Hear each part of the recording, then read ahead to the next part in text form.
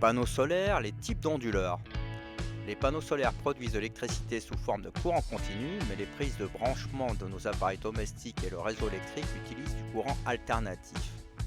L'onduleur joue donc un rôle clé, il transforme le courant continu des panneaux solaires en courant alternatif. Cependant, il existe plusieurs types d'onduleurs, chacun ayant ses particularités étant le mieux adapté à certaines situations. Il y a deux grandes catégories, ceux qui sont capables d'injecter le courant sur le réseau électrique et ceux qui s'intercalent entre le réseau électrique et les circuits électriques de la maison à alimenter. Certains peuvent être aussi utilisés de manière autonome sans le réseau électrique ou fournisseur d'énergie, exemple EDF. Les types d'onduleurs solaires. Les onduleurs de chaîne ou centralisés. Fonctionnement, les onduleurs de chaîne connectent plusieurs panneaux en série, formant une chaîne. Le courant continu des panneaux passe par cet onduleur central qui le convertit en courant alternatif. Avantage, c'est une option économique pour les installations de moyenne ou grande taille. Elle est simple et fiable, surtout si tous les panneaux reçoivent la même quantité de lumière. Inconvénient, si un panneau est ombragé ou sale, il réduit la performance de toute la chaîne. Ce type d'onduleur est donc moins efficace pour les installations où certains panneaux pourraient être partiellement ombragés. Les micro-onduleurs. Fonctionnement, contrairement aux onduleurs de chaîne, les micro-onduleurs sont installés directement sur chaque panneau. Ils convertissent le courant continu en courant alternatif immédiatement, panneau par panneau. Ils injectent du courant sur le réseau électrique où ils sont branchés. Chaque panneau solaire est directement connecté sur un micro-onduleur, il n'est pas connecté en série ou en parallèle directement avec un autre panneau.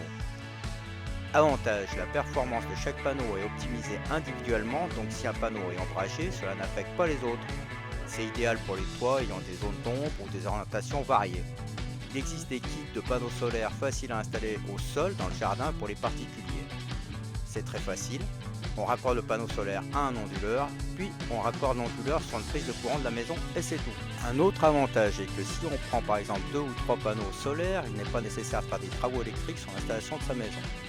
Inconvénient, ils sont plus coûteux à installer car chaque panneau nécessite son propre micro-onduleur.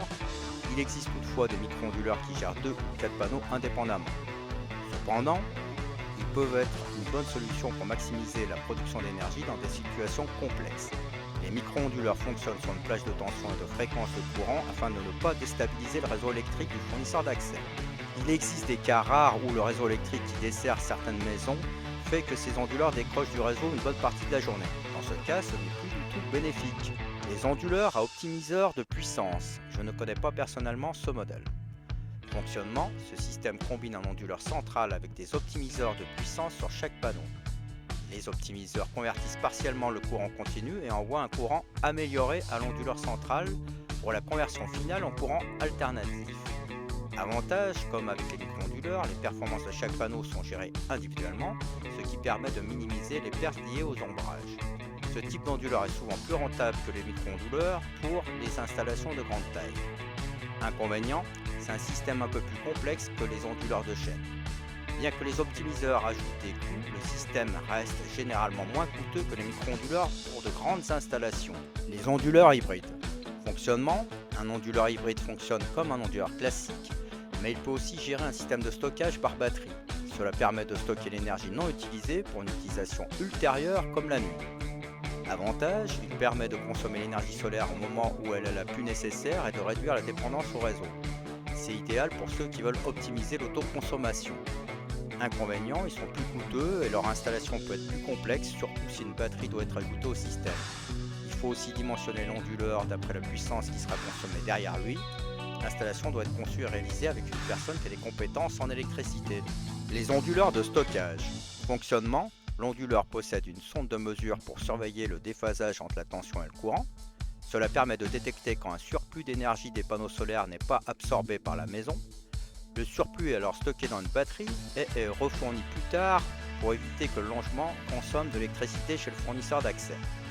Avantage, récupère de l'énergie produite par vos panneaux solaires au lieu de la renvoyer gratuitement chez EDF pendant les pics de production solaire, sauf si vous avez un système et un contrat de réinjection avec EDF. Si vous avez un contrat tempo, cela permet d'acheter de l'énergie pendant les heures creuses qui sont moins chères sous réserve de dimensionner correctement la capacité de la batterie pour la rendre disponible en heure pleine. Il existe deux modes, un automatique, programmation horaire, en définissant aussi une puissance limite de charge ou de décharge des batteries. On peut aussi utiliser la réserve d'énergie dans les batteries en cas de coupure EDF en basculant sur le mode de secours EPS. Il faut aussi prévoir un commutateur de source. Inconvénient, coût des batteries pour stocker assez d'énergie pour couvrir l'usage de la maison quand les panneaux solaires ne fournissent pas assez ou plus d'énergie. Pour le transfert d'énergie heure creuse et heure pleine, c'est pour moi surtout les jours rouges, car il faut regarder si l'écart de tarif entre heure creuse et heure pleine vaut le coup de diminuer la durée de vie des batteries. Chacun fera son choix.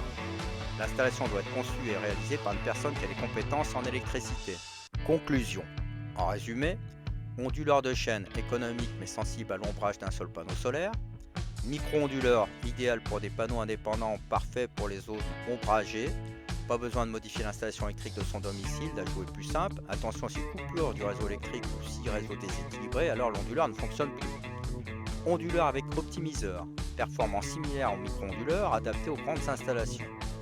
Onduleur hybride, capable de fonctionner pour une habitation sans réseau EDF, pour ceux qui souhaitent aussi stocker de l'énergie, mais plus cher. Onduleur réseau ou de stockage permet de stocker le surplus d'énergie normalement renvoyé vers EDF sur une ou un ensemble de batteries. Il s'ajoute sur une installation qui comprend déjà des micro-onduleurs ou des onduleurs qui sont capables de réinjecter du courant sur le réseau. L'installation est plus chère, certaines batteries sont lithium avec un feu très intense si quelqu'un perce une batterie. Attention, sans réseau électrique, l'onduleur ne charge plus les batteries. Le choix d'un onduleur dépendra des spécificités de l'installation et des objectifs, coût, performance, besoin de stockage. Il est bien aussi de faire poser des étiquettes au tableau électrique pour signaler qu'il y a plusieurs sources d'alimentation pour ce domicile. Cela permet d'avertir un électricien devant intervenir sur cette installation. C'est dans le but d'éviter des accidents lors des interventions de maintenance de l'installation électrique. Voilà, je pense avoir fait le tour de tout ce qui existe ou tout du moins de ce que je connais à l'heure actuelle. J'espère que cela vous donnera quelques éléments de réflexion avant de faire un choix. Merci d'avoir suivi cette vidéo. Si vous avez aimé, n'hésitez pas à liker et à vous abonner pour en savoir plus sur les technologies qui façonnent notre avenir.